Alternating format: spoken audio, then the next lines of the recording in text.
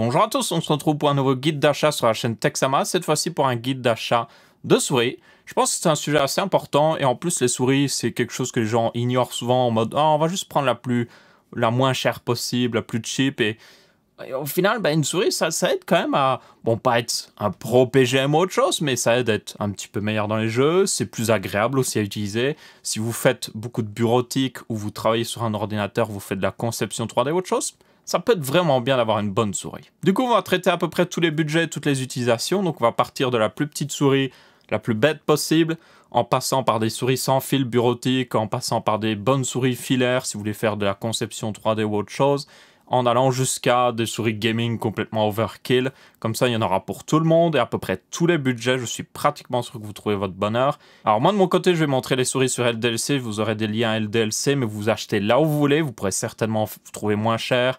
Ou peut-être que sur certains sites, vous aurez des promotions qui vous permettront d'avoir moins cher. Donc vous achetez là où vous voulez. Et aussi, évidemment, je vais parler de marques différentes. Si vous êtes un fan Razer ou un fan, je sais pas moi, d'une autre marque, achetez les souris de cette marque-là. C'est génial. Je suis content que vous soyez un fan de cette marque. Mais nous, ici, on va parler genre bonnes souris et on s'en fiche de la marque dessus. On veut juste des bonnes souris. Ok, alors on va être très rapide. Il y a beaucoup de souris à traiter. Donc le prix est à droite toujours si vous voulez voir justement le prix. Et je vous dirai l'utilisation type pour ce genre de souris.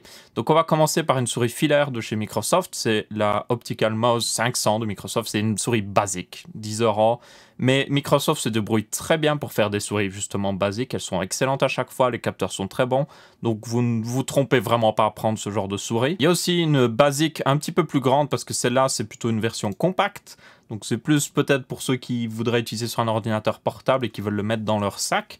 Ici, vous en avez une justement moins compacte, qui est un peu plus grande pour ceux qui auraient des plus grandes mains. Toujours encore une fois très basique, hein. Il y a même pas de clic bouton arrière ou autre chose. Le pur basique, mais une excellente souris, donc vous ne pouvez pas vous tromper en la prenant. Ah, et d'ailleurs, il y a aussi une version noire, c'est juste qu'elle n'est pas disponible sur LDLC en noir, donc vous pourrez la trouver sur le web en version noire, parce que évidemment une souris blanche, ça se tachera beaucoup plus vite. Ensuite, on va partir un petit peu plus gaming. Donc avant, vous avez des souris gaming qui sont à 10 € certainement que vous pouvez trouver, mais ça veut rien dire. Vous voyez, gaming, peut-être qu'elles ont des LED ou autre chose, mais c'est le capteur le plus important pour jouer, et les souris que je vous ai montrées avant sont largement suffisantes pour jouer, pour le prix. Donc là, on va plutôt entrer dans le marché gaming. Je vous mettrai un petit temps à l'écran, à l'heure actuelle, qui vous dira vers quel temps vous devez sauter dans la vidéo pour retourner à des souris classiques, des souris bureautiques et tout ça. Donc là, on va juste traiter vraiment tout le gaming d'une traite. Donc on commence par la Interceptor de MSI, c'est la DS B1 pour être plus précise. Elle n'est pas disponible sur LDLC, mais vous la trouverez à peu près facilement sur le web. C'est une souris basique, vraiment. Mais qui est souvent recommandé. Vous avez aussi un modèle Gigabyte vers 22 € aussi, qui est souvent recommandé, qui est pas trop mal. Je veux dire, à ce prix-là, elles sont toutes cheap, on va être honnête. C'est du plastique pur, mais pas vraiment du très bon plastique. Elles ont souvent des LED qui crient « Je suis une souris gamer », mais voilà. Prenez juste une qui a beaucoup de reviews, qui est bonne, et vous devriez vous en sortir à peu près bien. Mais là, on va directement passer, selon moi, à une souris qui... Là, vous devriez plutôt être plus intéressé pour celle-là, justement. C'est la SteelSeries Rival 110. Selon moi, c'est la première série gaming qui en vaut la peine, justement. Parce que, premièrement, la qualité de construction, comme vous pouvez voir, est largement meilleure. Deuxièmement, c'est une très bonne souris. SteelSeries est très douée pour faire des souris, justement. Et en plus de ça, elle devrait convenir à peu près à pas mal de gens. Même pour ceux qui ne sont pas gamers, comme vous pouvez voir, elle est plutôt raisonnable. Vous pouvez désactiver les LED si vous ne les aimez pas. Et c'est une souris filaire donc avec un bon capteur, pas mal de boutons. En plus de ça, si vous êtes gaucher, vous pouvez l'utiliser avec n'importe quelle main. Comme vous pouvez voir, elle a une forme parfaitement symétrique.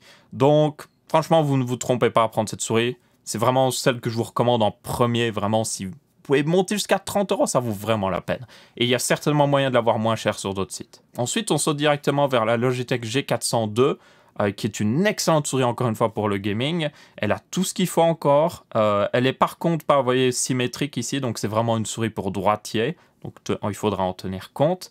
Mais ça veut dire aussi qu'elle a une meilleure prise en main vu que vous pouvez plus facilement mettre votre pouce. Donc très bonne souris encore une fois. Vous pouvez aussi trouver, on le verra après, peut-être si vous avez de la chance, des anciennes G502. Donc c'est comme la 402 mais un peu plus haut de gamme. Vers 50 €, les anciennes versions qui n'étaient pas RGB, vous devriez peut-être en trouver à 50 € si vous avez de la chance. Ou sinon, vous avez aussi un modèle de, justement, SteelSeries, c'est la CNC 310. qui est encore une fois excellente. L'avantage aussi de SteelSeries, encore une fois, c'est des souris symétriques. Donc si vous êtes gaucher, ça peut être une très bonne souris pour vous. Et comme vous pouvez voir, le design est plutôt sobre, donc si vous désactivez les LED, vous pourriez même vous en servir comme souris bureautique ou autre chose. Mais c'est clairement une souris pour le jeu vidéo, elle a un capteur très rapide, elle a un bouton programmable, elle en a encore plus d'ailleurs, il y en a sur les deux côtés, donc ça ce serait une très bonne souris pour beaucoup de gens. Je l'inclus parce qu'il y en a qui vont me le dire, évidemment aussi vous avez des souris chez Razer, vous avez aussi chez Roccat qui pourraient convenir. Là, c'est plus une question de préférence parce que là, je vous ai montré, selon moi, l'une des meilleures souris dans le genre, une très bonne souris dans le genre aussi, mais qui est versatile parce que du coup, elle est symétrique, c'est parfait pour les gauchers. Là, on entre plutôt dans le marché des préférences. Certaines personnes aiment bien les souris Razer, donc si vous aimez Razer, tant mieux. Si vous aimez bien les souris Roccat parce qu'elles ont des particularités qui vous conviennent, tant mieux. Mais moi, personnellement, je la montre, mais personnellement, je vous recommande l'une de ces deux-là pour cette gamme de prix-là. C'est plus logique. Ensuite, on passe à la prochaine souris, c'est justement la G502. Il y a deux modèles qui existent pour information. Donc, vous avez la Spectrum RGB. Vous avez aussi une version non Spectrum RGB qui justement était l'ancien modèle que je vous ai dit. Je l'ai personnellement et qui devrait normalement coûter 50-60 € si vous avez de la chance à le trouver. Ou sinon, maintenant, c'est celui-là qui l'a remplacé. Et il se fait remplacer aussi récemment par la G502 Hero, qui utilise un nouveau capteur encore plus rapide. Après, c'est basiquement la même souris. Si vous aimez bien ce genre de souris, c'est une souris d'ailleurs assez lourde. Vous pouvez même rajouter des poids pour qu'elle soit encore plus lourde, mais qui a une excellente prise en main. Si vous avez des grandes mains, ce serait une très bonne souris pour vous. Donc, une très bonne souris, et c'est même, selon moi, l'une des meilleures souris gaming qui existent, si vous aimez une souris qui a un petit peu de poids. Si vous aimez moins le poids, justement, vous pouvez passer, par exemple, à des souris sans fil. Alors, il y en a qui existent moins chers, mais je les ai pas testés personnellement. Et le problème avec les souris sans fil, c'est que ça peut rajouter du délai quand vous jouez, donc faire attention. Donc, celle que j'ai testée, il y a premièrement la Gladius 2, que j'ai juste ici d'ailleurs, de Asus, qui est excellente. Elle a un prix honnête pour une souris sans fil gaming. Je sais, ça peut paraître cher, mais c'est honnête pour les performances que vous avez et aussi les fonctionnalités que vous avez. Elle est très simple, mais il y a tout ce qu'il faut en fait. Et vous avez aussi également un modèle de chez Logitech encore plus cher. Mais là, par contre, c'est clairement, selon moi, c'est une souris sans fil, mais c'est l'une des meilleures souris en fait si vous êtes genre vraiment joueur e-sport ou joueur... Si vous êtes du genre à bouger beaucoup votre souris et que vous utilisez un très bas DPI pour que votre souris soit très lente quand vous la déplacez, c'est le genre de souris pour vous parce qu'elle est l'une des plus légères qui existent, parce qu'elle n'a pas de fil aussi en plus, donc il n'y a rien qui vous empêche de l'utiliser pleinement. Et c'est l'une des meilleures souris qui existent justement si vous êtes dans ce genre de milieu. Et le sans fil, franchement, ne l'handicape pas du tout. C'est comme une souris sans filaire, justement. Comme je le dis, il y a très peu de délai sur ces nouvelles générations de souris sans fil, justement. Donc, franchement, vous ne la regretterez pas. Et ça complète à peu près tout ce qui est au niveau gaming, justement. Vous avez d'autres souris filaires que vous pourriez trouver pour plus cher. Libre à vous de les prendre, mais je vous le dis, par rapport à la G502 ou justement la G402 ou même celle de justement SteelSeries qui est très légère aussi pour information. Voilà, il y a rien, vous avez rien à voir vraiment d'intéressant en plus selon moi. Peut-être que vous aurez du RGB encore mieux intégré, mais ça ne vaut juste pas la peine. Là, c'est vraiment une question de préférence. Et il y a aussi du coup, pour information, une G502 wireless qui devrait sortir. Donc si vous aimez bien la G502 et que vous voulez qu'elle n'ait plus de câble, ça peut être un bon choix, mais après, elle est un peu chère, je trouve. Ok, alors maintenant, on va passer aux souris non gamer. Donc ça, c'est plus bureautique, travail, n'importe quoi dans le genre. Il y aura beaucoup de souris sans fil parce que une souris filaire, au final, il n'y a pas besoin de mettre énormément d'argent pour en avoir une très bonne. Donc, on verra justement beaucoup de souris sans fil parce que selon moi, la prochaine étape logique, c'est juste de retirer le fil en fait pour avoir une très bonne souris parce que du coup, vous n'avez plus ce fil qui est ennuyant et votre souris est beaucoup plus utilisable. Donc la première, c'est une de Microsoft. On revient à Microsoft justement, c'est la Wireless Mouse 900 qui est franchement, il y a tout ce qu'il faut, 24 €, sans fil.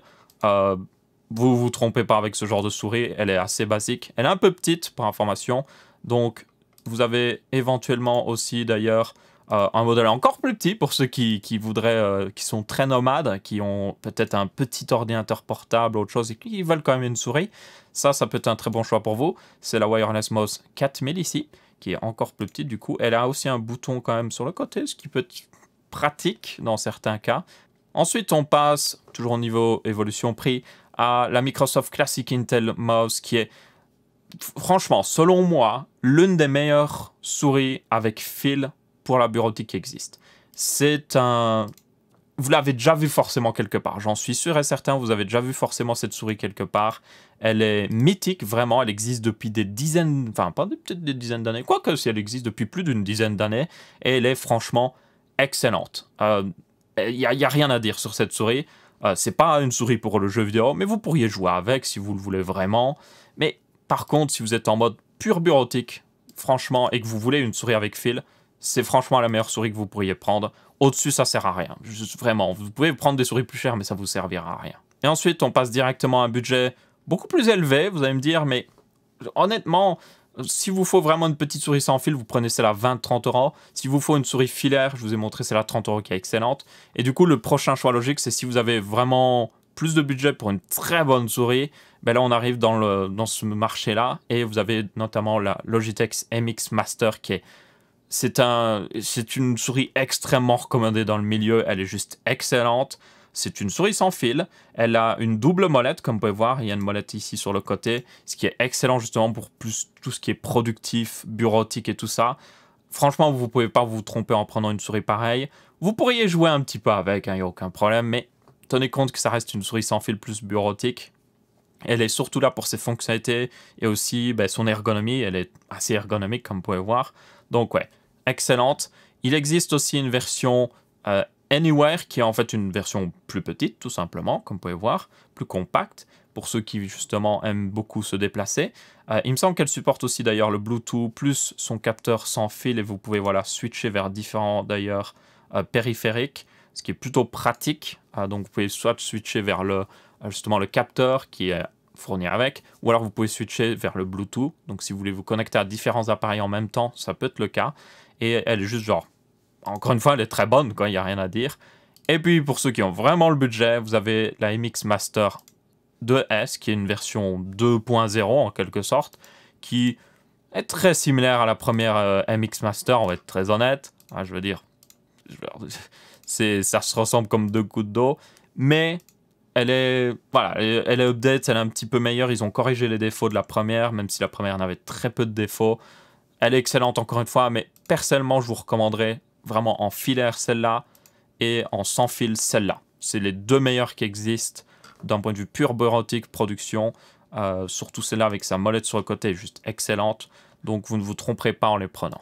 Mais donc voilà, c'est à peu près tout pour notre guide d'achat. Il n'y a pas vraiment plus, c'est que des souris. On va pas parler pendant 3 heures autre chose. Vous aurez tous les liens dans la description si vous êtes intéressé. Évidemment, vous achetez sur le site que vous voulez. Évidemment aussi, évitez de me laisser des commentaires en mode fanboy, que genre telle marque est la meilleure ou autre chose. On s'en fiche, on est juste là pour prendre une souris excellente pour le prix selon moi. Évidemment, je vous ai montré des options qui étaient beaucoup plus chères, mais la plupart des souris que je vous ai montrées vers 50 euros, c'était parmi selon moi les meilleures d'un point de vue justement valeur, prix et fonctionnalité. C'est celle-là que je vous recommande vraiment le plus, la G402, la justement Sensei de SteelSeries ou la G502 aussi, qui sont excellentes pour le jeu. Et puis vous avez vu justement celle pour la bureautique. C'est celle vraiment que je vous recommande le plus. Du coup, merci à tous. Si vous avez trouvé cette vidéo utile, n'hésitez pas à laisser votre avis, que ce soit en pouce bleu, pouce rouge ou en commentaire. Si vous avez d'autres guides d'achat que vous voudriez voir dans le futur, n'hésitez pas à en suggérer justement dans les commentaires, je vais dire dans la description, ce n'est pas possible évidemment. Et sinon, si ce n'est déjà fait, n'hésitez pas à vous abonner à la chaîne. Je vous retrouverai pour une prochaine vidéo et je vous dis ciao ciao.